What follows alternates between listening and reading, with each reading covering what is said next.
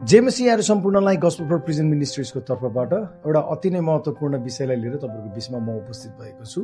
यही आउँदो कार्तिक 10 गते अक्टोबर 27 तारिकको दिनमा अभिषेक चर्च हसौरा कावासुतीमा हुन गइरहेको एक दिने युवा सम्मेलनमा यहाँ सबैजनालाई तपाईँहरू जतिजना पनि त्यस क्षेत्र वरिपरिका हुनुहुन्छ भने अथवा कोही तपाईँहरू इच्छुक हुनुहुन्छ यस कार्यक्रममा हामीसँग सामेल हुन भने तपाईँहरू सबैजनालाई हृदयदेखि नै म स्वागत भन्न चाहदछु। कार्यक्रममा विशेष गरी हामी लागु औषध दुरुपयोग र दुर्व्यसनीको विषयलाई लिएर विशेष छलफल हामी गर्नेछौँ। तपाईँहरू कतिजनालाई लाग्न सक्छ किन मण्डलीमा यस प्रकारको विषयलाई लिएर हामी छलफल गर्ने त? मण्डलीमा त आत्मिक सम्मेलन हुनुपर्ने हो, जागृतिको सम्मेलन हुनुपर्ने हो, तर किन लागु औषधको विषयलाई लिएर हामी मण्डलीमा छलफल गर्ने त? हाम्रो मण्डलीमा यस्ता कोही पनि भाइ बहिनीहरू छैनन्, हाम्रो मण्डलीमा सबैजना राम्रा राम्रा भाइ बहिनीहरू हुनुहुन्छ भन्ने खालको जस्तो कुराहरू सायद तपाईँहरूको मनमा लागिराखेको हुनसक्छ, तर यो अति नै महत्त्वपूर्ण छ र म अति नै एक्साइटेड छु कावासुती तपाईँहरू सबैजनालाई भेट्नको लागि।